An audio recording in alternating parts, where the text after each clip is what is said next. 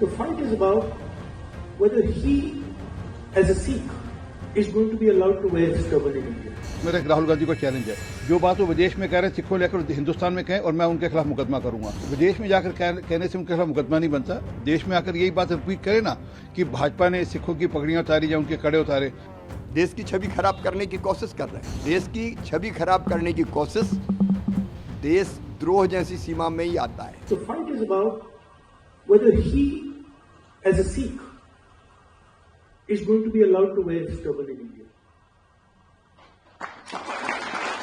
Or he, as a Sikh, is going to be allowed to wear a kada in India.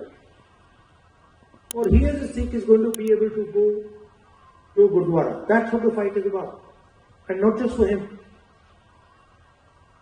For all religions.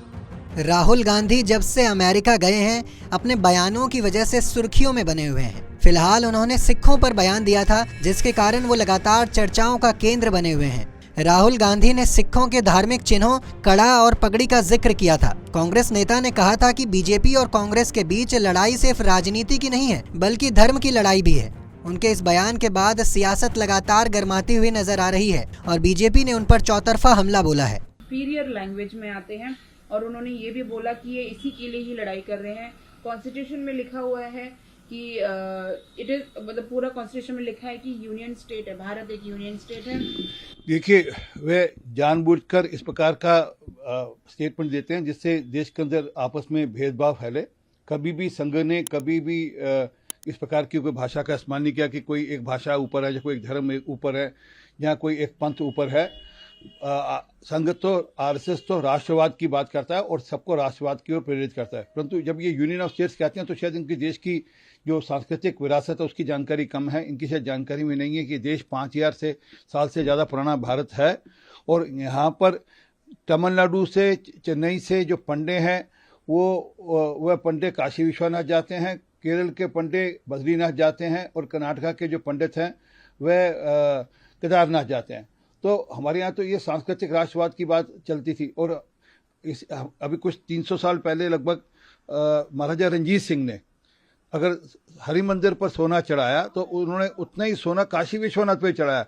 और ये देश union of states होता तो वह क्यों इस प्रकार की बात करते, परंतु क्योंकि ये अलगाववाद की, पृथकवाद की बात करते हैं और यही भाषा एग्जैक्टली अमृतपाल सिंह खालिस्तानी बोलता है। वो भी कहता है कि भारत एक यूनियन ऑफ स्टेट है।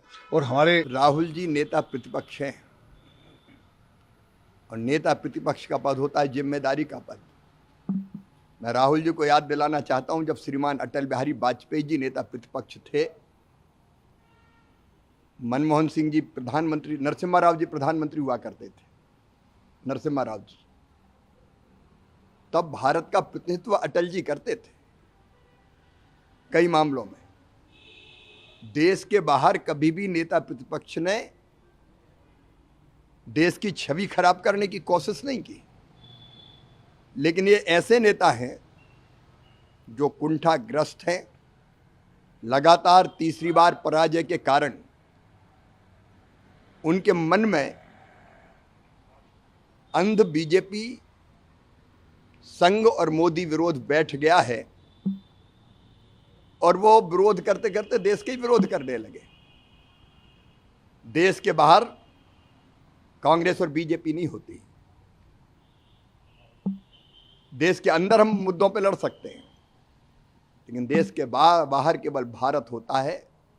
हम 100 और 5 अलग नहीं होते, 105 होते हैं। लेकिन लगातार राहुल गांधी जी देश की छवि खराब करने की कोशिश कर रहे हैं और देश की छवि खराब करने की कोशिश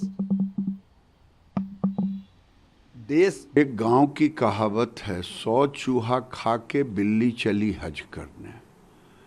जो कांग्रेस पार्टी आज़ादी के बाद से तुष्टीकरण की राजनीति की, सिखों का कत्लेआम किया और वो आज पाठ पढ़ाने चले हैं, तो मेरे यहाँ कहावत है, जो अज्ञानी ज़्यादा होते हैं वो अपने ज्ञान का प्रदर्शन ज़्यादा करते हैं। यही राहुल गांधी है। वो तो कह रहे थे कि 400 सीट हम लेंगे, लिख के देता हूँ। कहाँ गया 400 सीट? इतना थेथर कोई देश में इतना थेथर राजनीतिक नहीं मिल रहे।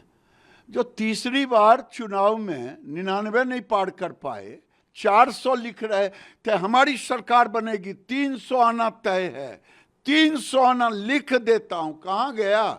इसलिए इस थेथरोलॉजी का जवाब नहीं हो सकता।